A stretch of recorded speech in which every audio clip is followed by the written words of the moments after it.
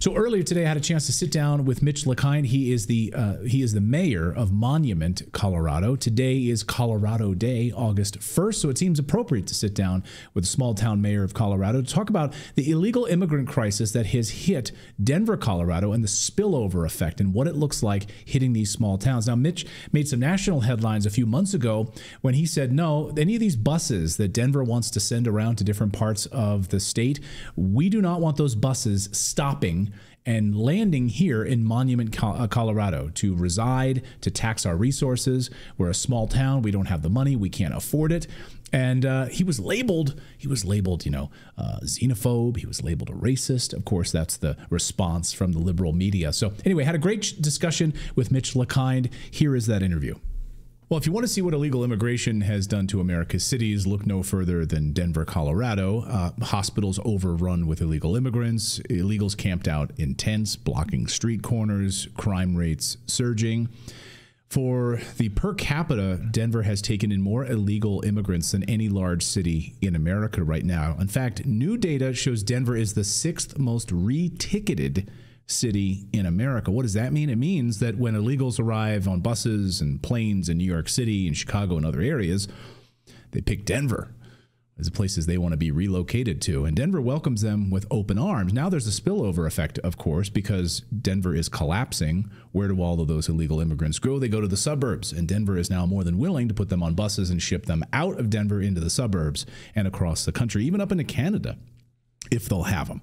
The city of Monument, Colorado recently passed a law that refuses to turn Monument into a sanctuary city and refuses to allow buses full of illegal immigrants to stop in Monument, Colorado, in order to relocate. It's a beautiful small town, and the mayor of that town is a man by the name of Mitch LaKind, and he joins us today in the studio. Mitch, welcome in to Redacted. Great to see you. Thanks for having me.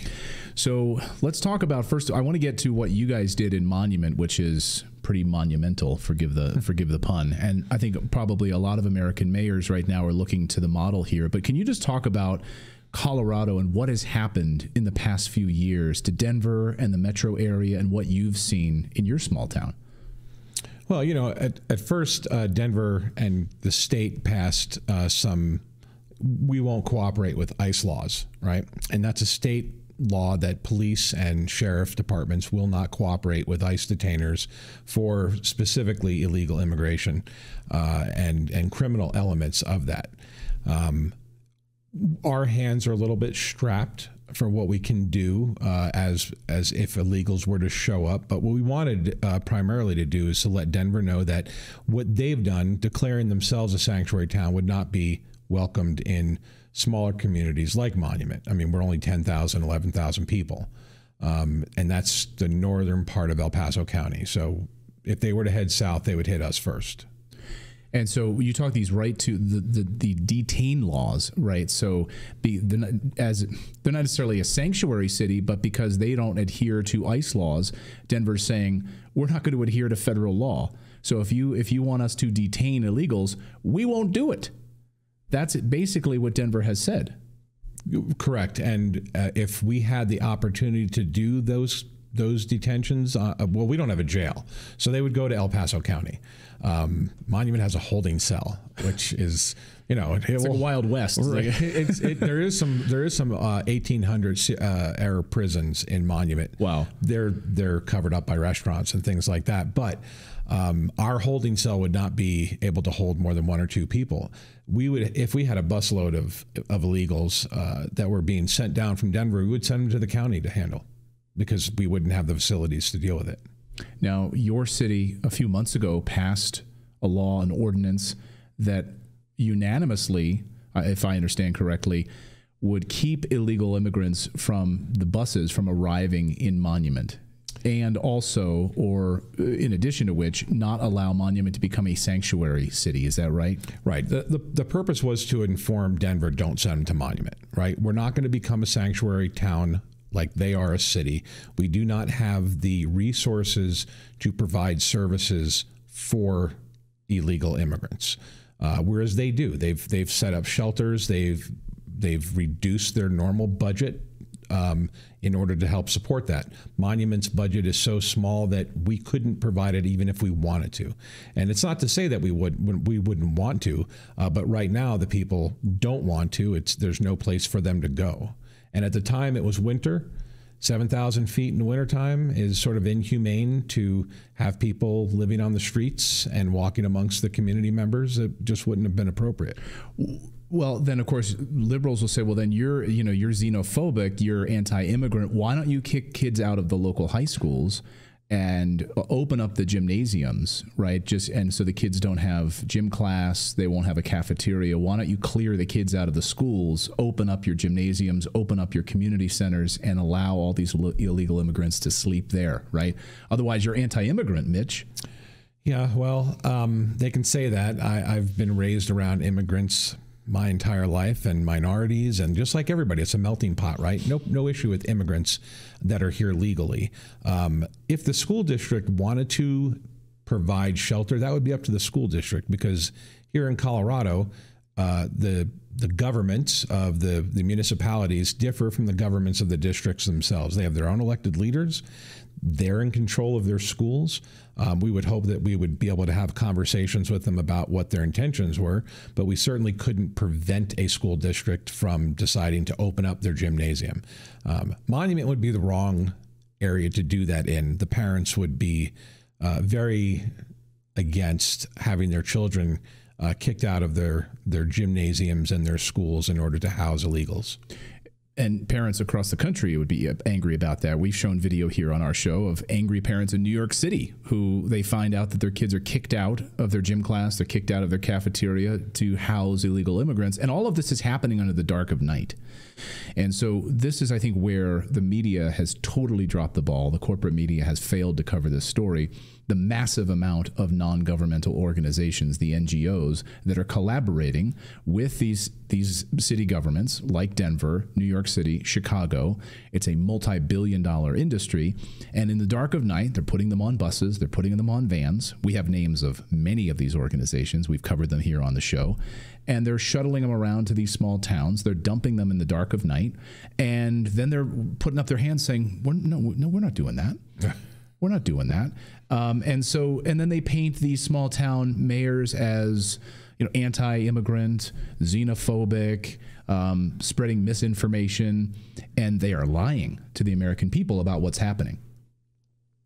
Yeah, it's funny. I actually had somebody come up to me on the Capitol steps. We were there for an event, and it had nothing to do with immigration. And I had my name tag on, and the person came up to me from Colorado Springs and said, "Oh, you're the racist mayor for Monument."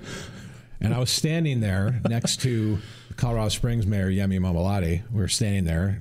He's a very larger than me, black man. No issues with Yemi, and we get along great, and we work together, collaborate when we need to.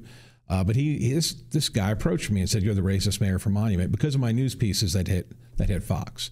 And I said, "Listen, this is not about being racist. This is about whether you're legal or not." And so the guy questioned me about what I felt was legal. I said, well, if they're an asylum card holder or they have a green card, they're legal.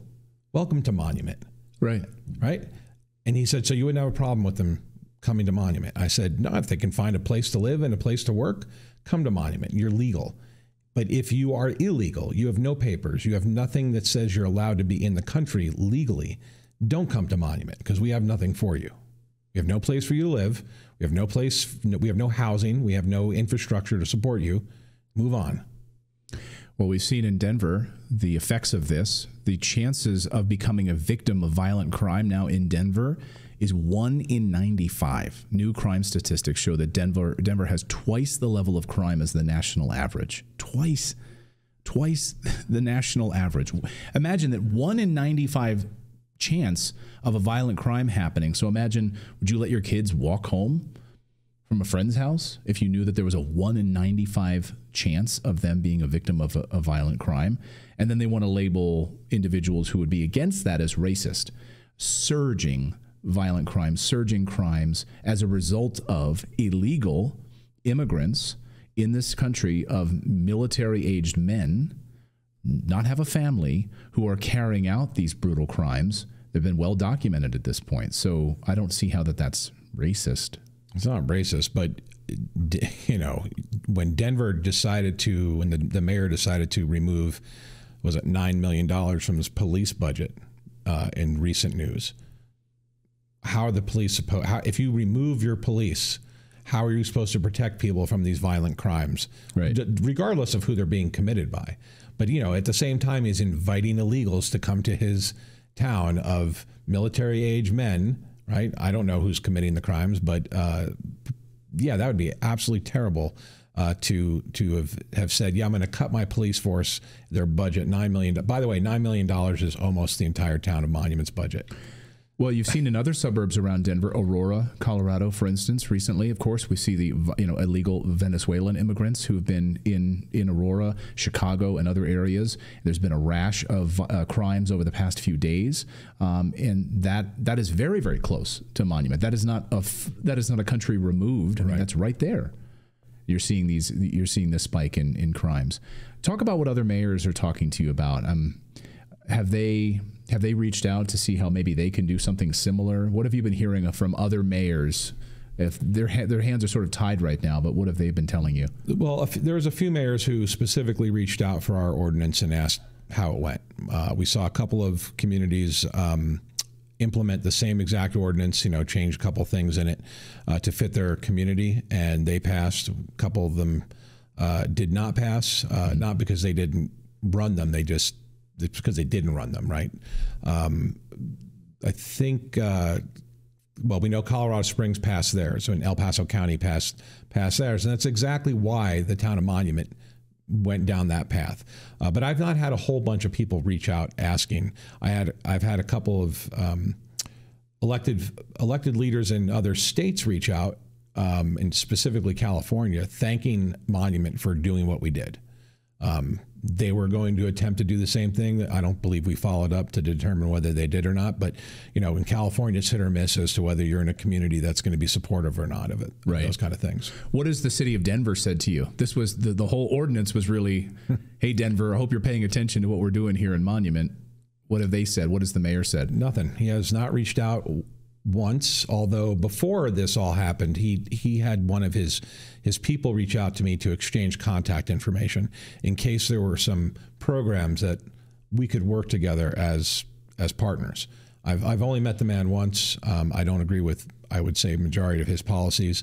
I don't really get into it with him, and I don't see what Denver and Monument have in common that we could do things together. I mean, he should just go talk to Mayor Yemi if he's got, and he has, right? But I have not heard from him since the news story broke that we did that ordinance. We covered here on this show how Denver implemented a plan so that if you live in the Denver area, you can call, I think it's like 211 on your phone, and you can open up your home to illegal immigrants.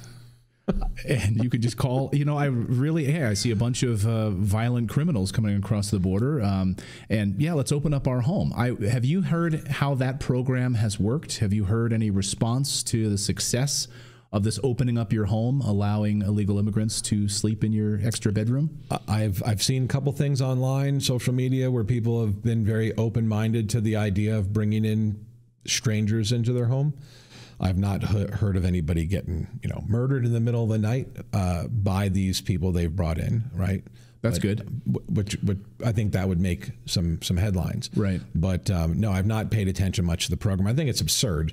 Although I would prefer community involvement, churches and social groups, things, people who can self-fund the supporting of immigration in general, and it should not be borne on the citizens. The government should be preventing it, but if they're not going to, it should certainly not be coming on the taxpayer to pay for services.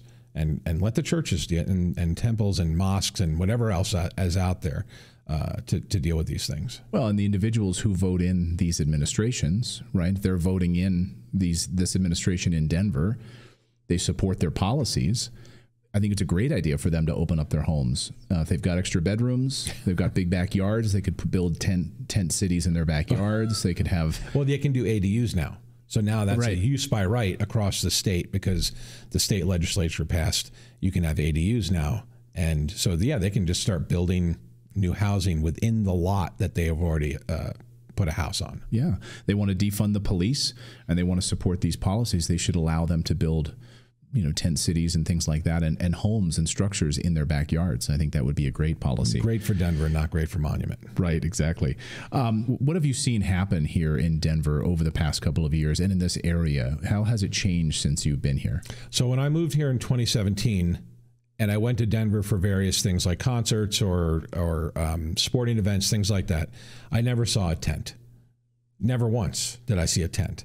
It was only a matter of a couple of years that had gone by, and there are tents lined up on the street corners, right? You can literally drive through tent cities in the middle of Denver, and that I had who would have thought that would have happened in a major metropolitan city? I used to work off Larimer Street, and I could look down into the stadium, into the baseball stadium, and never did I experience. I saw the homeless people here and there, but no tents set up, no illegal immigrants set up and creating their own cities.